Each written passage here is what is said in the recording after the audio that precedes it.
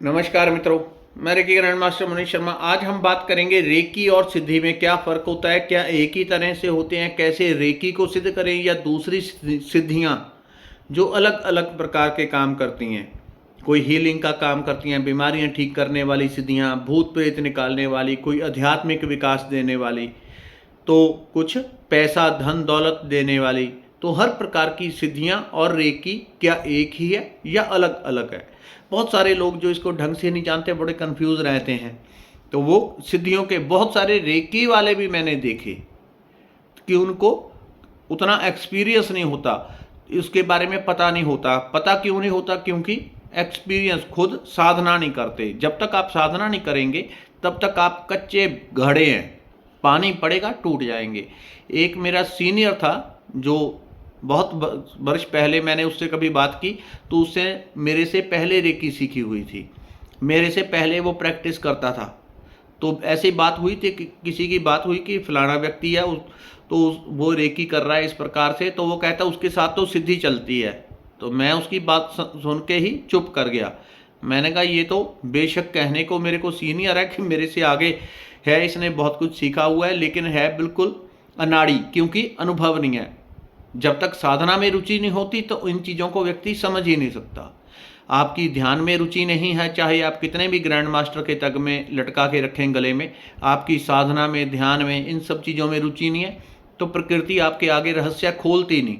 जब आप साधना करते हैं तो सारे रहस्य धीरे धीरे खुलने लगते हैं और पता चलने लगता है कौन सी चीज़ें, कौन सी शक्तियाँ, सिद्धियाँ किस प्रकार से काम करती हैं। जो लोग नए हों इस चैनल के ऊपर, इसके नीचे फ्री में एक लेवल रेकी सीखने के लिए लिंक मैं दे दूंगा। सिर्फ लिंक देख के आप अभ्यास करेंगे, फ्री में रेकी हीलिंग मेडिटेशन आप सीख जाएंगे, जिससे आपका संपूर्ण विकास होता है। सारी बीमारियां ठीक होती हैं, A to Z, शारीरिक मानसिक बीमारियां, आध्यात्मिक विकास, शारीरिक मानसिक विकास, हर प्रकार की चीज डीपली होती है, अति गहराई से होती है। तो पहले क्या है फर्क रेकी और इसमें? तो देखिए, रेकी जो है, रेकी एक तरह से ऐसी ऊर्जा है जिसको प्राण ऊर्जा है। तो हर चीज चल रही है, मैं बोल रहा हूं कैसे? क्योंकि मेरे भीतर प्राण है। तो प्राणों का एक अंश शब्दों का रूप धार के, वाइब्रेशन का रूप धार के दूसरी तरफ जाके रिकॉर्ड हो रहा है और आप तक पहुंच रहा है। उसी वाइब्रेशन को आप सुन रहे हैं, वो प्राणों के ऊपर आधारित है। सारी की सारी रेकी प्राण ऊर्जा के ऊपर आधारित है। और प्राण ऊर्जा को प्राप्त करने के बहुत सारे तरीके हैं, उसको बढ़ाने के बहुत सारे तरीके हैं।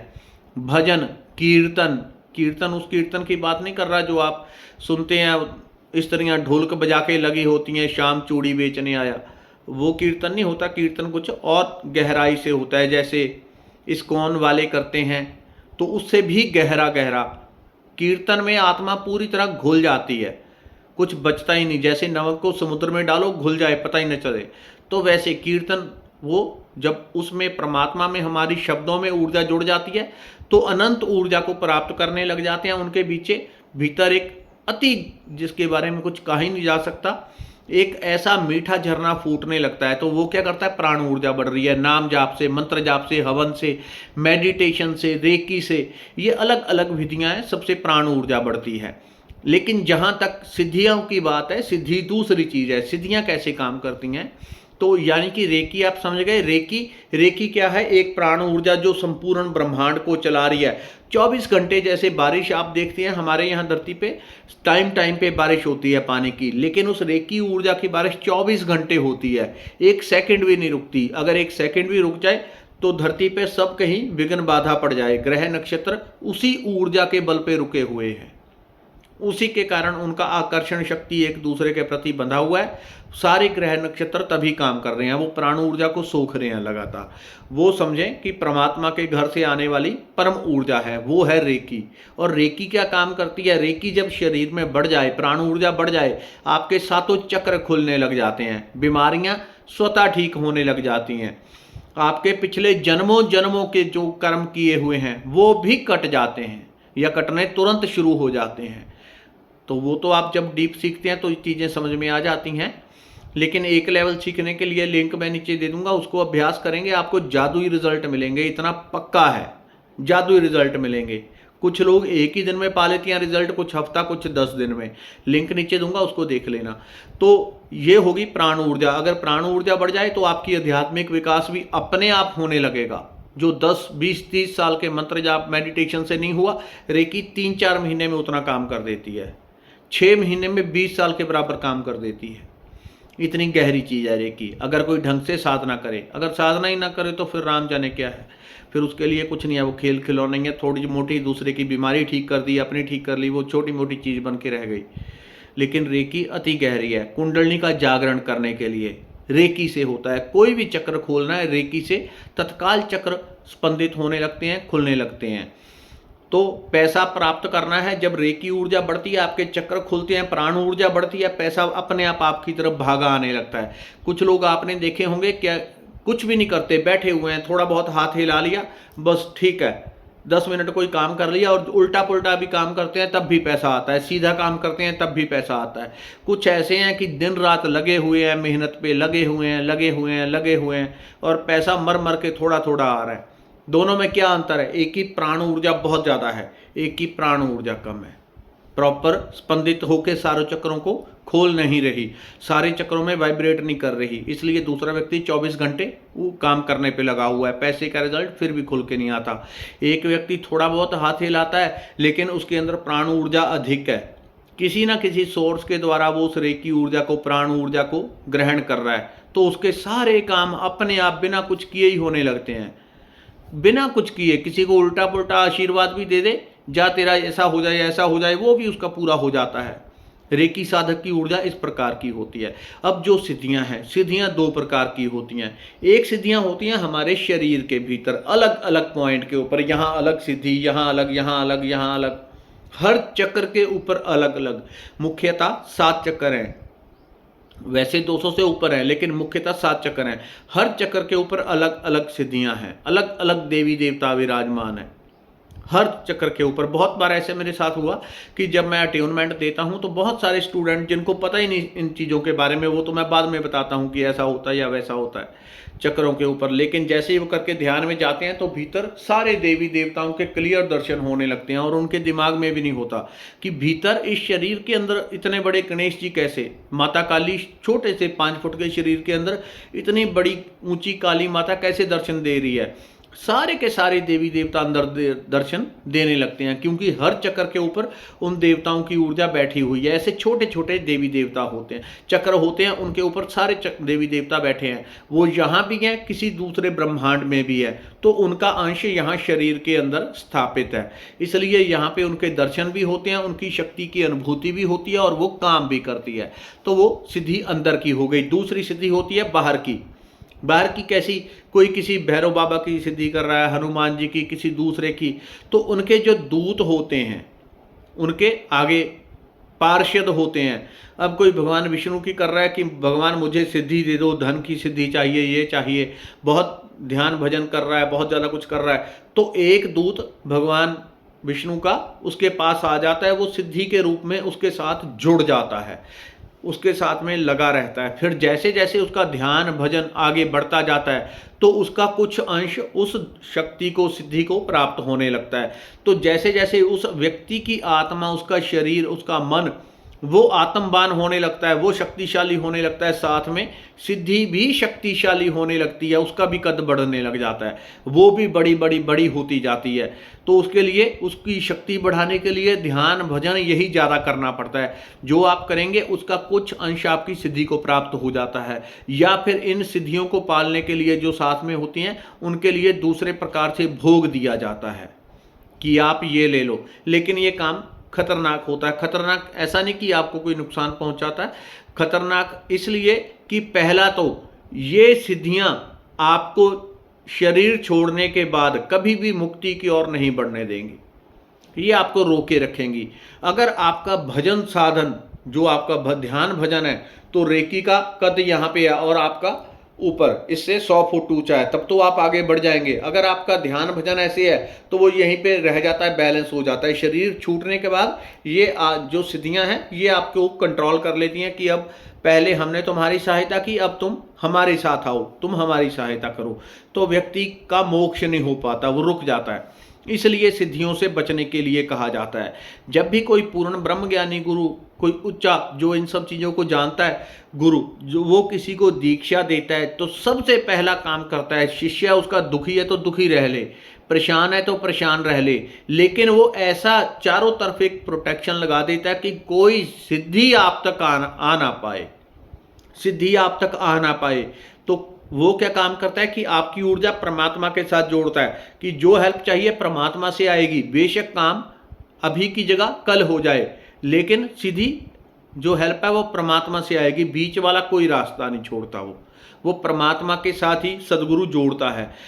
तो एक तो ये नुकसान, दूसरा अगर कोई सिद्धियों को डीपली सिद्ध कर ले, बहुत सारी सिद्धियों के साथ काम करे और उसके आगे चल के उनके आगे कोई कुछ ध्यान भजन करे ही ना उसके परिवार में, वंश में, तो यही सिद्धियां उसके परिवार में, वंश में आगे चल के परेशान करना शुरू कर देती हैं उनके वंशजों को, उनके पोता पड़पोता, वो कई लगातार फिर वो आगे किसी को दिखाते हैं, देखो जी क्या प्रॉब्लम है, वो कहते हैं देव दोष है, ये है। वो यही सिद्धियां जो उनके पिता दादा परदादा ने सिद्ध की थी, अब आगे कोई अध्यात्म में चलने वाला हुआ नहीं उस परिवार में, तो ये सिद्धियां उनको परेशान करती हैं। परेशान इसलिए करती हैं कि बाकी के काम छोड़ो, तुम ध्यान भजन में लगो, क्योंकि इन सिद्धियों को शक्ति कहाँ से मिलेगी, इनको मिलेगी ध्यान भजन से। जब कोई व्यक्ति ध्यान भजन ये सब करेगा, उसी से कुछ अंश ऊर्जा का इनको प्राप्त होता है, तो इनको शांति मिलती है। यानी कि इन सिद्धियों को, इन देवताओं को शांति भी कहाँ से मिलती है? भगवान के नाम से,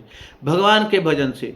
भगवान का भजन होगा तो उस व्यक्ति का भी कल्याण होगा, उसके जो घर में समस्याएं चल रही हैं, इन सिद्धियां जो पैदा कर रही हैं, असल में समस्या होते नहीं, ये सिद्धियां समस्याएं पैदा करती हैं। और जब वो व्यक्ति अध्यात्म में चलने लग जाए, तो पाठ भजन करने लग जाए, सारी समस्याएं हट जाएंगी, क्योंकि वो इन सिद्धियों ने पैदा की है। पैदा इसलिए कि घूम फिर के ये परमात्मा के साथ जुड़े और लोगों को पता नहीं चलता। अगर किसी के जीवन में ज़्यादा समस्याएं हैं तो उसको ये देखना चाहिए क्या उसके पूर्वजों में कोई झाड़ा लगाने वाला इत्यादि कोई सिद्धि पाठ पूजा, ज़्यादा मंत्र जाप पूजा करने वाला या सिद्धि वाला व्यक्ति था। अगर था तो उस परिवार में एक व्यक्ति को जरूर अध्यात्म में समर्पित होना पड़ेगा, तभी पूरा परिवार सुखी रह पाएगा। नहीं तो ये सिद्धियां सबको परेशान करती हैं। तो सिद्धियों वाला काम थोड़ा टंटे वाला, ये थोड़ा गड़बड़ी का काम है, क्योंकि ये कुछ टाइम के लिए तो आगे बढ़ाती हैं, लेकिन आगे चल के परेशानियां पैदा करती हैं। लेकिन किसी का ध्यान भजन बड़ा ऊंचा हो, बहुत ऊंचे डिग्री का, तो ये सिद्धियों का कुछ दिक्कत नहीं है, ये आके खड़ी रहती हैं, काम करती हैं और लगी रहती हैं। तो इनका हिस्सा इनको दे देते हैं कि आपकी शक्ति बढ़े, आपको साधन बढ़े। और जब जिस व्यक्ति को सिद्धि प्राप्त, ऐसी सिद्धियाँ प्राप्त होती हैं, वो कर करके ध्यान भजन मुक्ति को प्राप्त हो जाता है, तो साथ में ये सिद्धियां भी ऊपर के डायमेंशन में चली जाएंगी या फिर इनकी मुक्ति हो जाएगी। तो ये सिद्धियां इसीलिए जुड़ी होती हैं कि हमको कोई व्यक्ति ऐसा मिले जो अध्यात्म में आगे चले तो हमको भी आगे बढ़ा दे, इसीलिए परेशान करती हैं। तो इस तरह से 3 तरह की होती है। रेकी सिद्धि हो गई प्राणों की ऊर्जा, उसमें कोई किसी प्रकार की दिक्कत नहीं होती, ना उसमें कोई सिद्धि करनी है, ना कोई मंत्र जाप करना है, उसमें परमात्मा की प्राण ऊर्जा जो 24 घंटे आ रही है, सिर्फ उसको सिद्ध करना होता है। तो वो सबसे सेफ, सबसे बेस्ट तरीका है। ठीक है। दूसरा, आंतरिक सिद्धियां। जब आंतरिक सिद्धियां जागृत हो जाती हैं किसी की, तो उस व्यक्ति को हर हाल में ध्यान भजन बढ़ाना पड़ता है, क्योंकि वही शक्तियां जो पहले सुषुप्त पड़ी थी वो अब जागृत हो गई। जागृत हो गई तो उनको भोजन चाहिए। भोजन क्या चाहिए? यही भजन, ध्यान भजन, यही चीज। तो व्यक्ति अगर पहले 1 घंटा भजन कर रहा है, फिर उसको 1.25 घंटा करना पड़ेगा। तो जो 15 मिनट का है वो आंतरिक सिद्धियों के लिए भोजन बनेगा। तो उनकी जो शक्ति है वो बढ़ती जाती है, तो वो शांत रहती हैं, तो वो करवाने लग जाती हैं ऑटोमेटिकली। ऐसा नहीं कि आप कर पाएंगे, नहीं कर पाएंगे, अगर सिद्धि अंदर की जागृत हो जाए, वो करवाने लग जाती हैं, क्योंकि उनकी भूख है, आपके शरीर के अंदर रहती हैं वो। लेकिन क्या अगर किसी के अंदर गणेश जी की सिद्धि जागृत हुई है जो कि मूलाधार में है, तो क्या वो अंदर ही है? नहीं, वो बाहर भी है, अंदर भी है। ये बस थोड़ा गहरा है। एक मुझे वचन याद आ रहा है कि जो ब्रह्मांडे सोई पिंडे, जो इस पूरे ब्रह्मांड में है वही शरीर में है, बिल्कुल वैसा ही। यानी कि जो सिद्धि देवी देवता बाहर है वो भीतर भी है, दोनों तरफ उसका स्थान है। ऐसे ही शरीर के अंदर बहुत सारे अलग अलग देवी देवता, गंधर्व, किन्नर, पितर, उनके भी अंश शरीर के अंदर होते हैं। तो ये आगे इसके बारे में कभी बात कर लेंगे, काफ़ी लंबा चौड़ा विषय है। तो मोटी मोटी जानकारी, सिद्धियां, शक्तियां, आंतरिक शक्तियां और बाहरी सिद्धियां क्या होती हैं। तो सबसे सेफ होती है रेकी। रेकी करने से रेकी ऑटोमेटिकली आपके चक्र खोल देती है, शरीर को शुद्ध कर देती है, आपको अध्यात्म में आगे बढ़ा देती है और संसार के सारे सुख आपको ऑटोमेटिकली मिलने लग जाते हैं। तो ये काम होता है रेकी से। दूसरा, ध्यान भजन करने से बाकी की जो सिद्धियां हैं वो स्वतः ऑटोमेटिकली प्राप्त होने लग जाती हैं। ये कोई बहुत बड़ी बात नहीं है, कोई थोड़ा भी इसमें आगे चलेगा तो उसको ऑटोमेटिकली सिद्धियां शक्तियां प्राप्त हो जाती हैं। तो इसके बारे में आगे और बताऊंगा डिटेल से कि कैसे लोग सोचते हैं कि किसी को सिद्धि प्राप्त हो गई तो वो दुनिया में कोई भी चक्री घुमा देगा, कुछ भी कर सकता है वो, हवा में भी। ऐसा नहीं, इसको आगे वीडियो में डिस्कस करते हैं। धन्यवाद, नमस्कार।